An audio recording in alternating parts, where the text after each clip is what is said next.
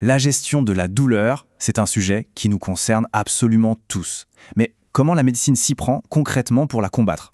Allez, on plonge directement dans le vif du sujet. Un simple mal de tête, une douleur après une opération, une maladie chronique, on est d'accord, on ne traite pas tout ça de la même façon. La médecine, elle, a une approche super structurée. Mais la vraie question, c'est comment on s'y retrouve dans toute cette jungle de médicaments? Eh bien, la réponse, c'est une sorte d'échelle. Une échelle à 3 niveaux, ou 3 paliers, comme on dit.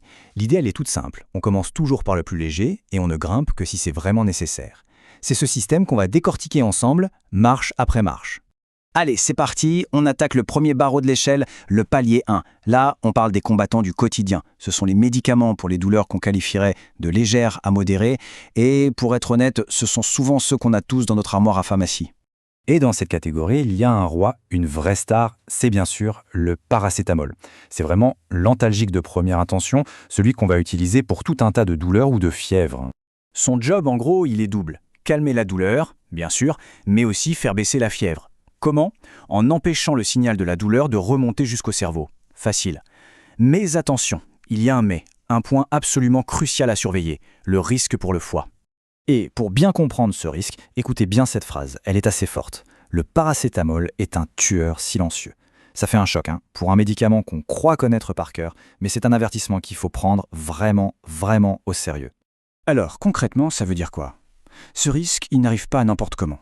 Il apparaît en cas de surdosage, c'est-à-dire quand on en prend beaucoup trop, bien plus que la dose recommandée. Là, le foie est dépassé, il n'arrive plus à suivre et les dégâts peuvent être terribles, voire irréversibles. Heureusement, il y a un antidote, mais il faut agir en urgence. Donc le message à retenir, il est simple. On respecte les doses. Point. Bon, imaginons que le palier 1 ne suffise pas. La douleur est toujours là. Il est temps de grimper d'un cran, de passer au palier 2. Et là, attention, on change complètement de stratégie. L'approche est radicalement différente. Ici, la cible, ce n'est plus le messager, c'est le grand patron. On ne va plus essayer de bloquer le signal à sa source. Non, on va agir directement sur le centre de commandement, c'est-à-dire le cerveau, pour modifier sa perception de la douleur. C'est comme si on lui disait « Ok, j'ai reçu le message, mais on va le mettre en sourdine ». Et les deux champions de cette catégorie, ce sont la codéine et le tramadol. D'ailleurs, on les trouve très souvent associés au paracétamol, histoire de booster leur efficacité. Alors, la codéine, c'est intéressant. Une fois qu'on l'avale, le foie se met au travail et la transforme en morphine. Eh oui, c'est cette transformation qui explique son efficacité. Le revers de la médaille, bien sûr, ce sont des effets secondaires pas toujours agréables. Et surtout, un vrai risque de dépendance si on ne fait pas attention. Pour le tramadol, le mécanisme est assez proche. Il agit lui aussi sur la façon dont le cerveau perçoit la douleur. Par contre, ses effets indésirables les plus fréquents, ce sont vraiment les nausées et les vertiges. C'est une autre carte à jouer quand le palier 1 est dépassé. Et nous voilà arrivés tout en haut de l'échelle, le palier 3. Là, on ne plaisante plus. On parle des douleurs les plus intenses et les médicaments de cette catégorie sont classés comme des stupéfiants. Autant dire que leur utilisation est hyper contrôlée. Et quand on dit palier 3, le premier nom qui vient en tête, c'est évidemment la morphine. C'est la molécule de référence, le poids lourd de la catégorie. On l'utilise pour les douleurs vraiment intenses, celles qui résistent à tout le reste, et toujours sous un contrôle médical très strict.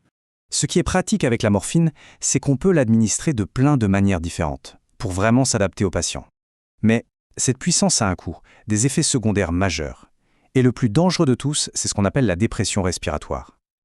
Pour faire simple, c'est quand la respiration ralentit dangereusement. 100. Juste ce chiffre. 100 fois, retenez-le bien, 100 fois plus puissant que quoi d'après vous? Que la morphine. Oui, vous avez bien entendu, 100 fois plus puissant. On parle ici du fentanyl. C'est une puissance tellement énorme que souvent on l'administre via des patchs collés sur la peau qui vont diffuser le produit tout doucement, de manière contrôlée pendant 72 heures. Et il n'y a pas que le fentanyl, il y a aussi l'oxycodone.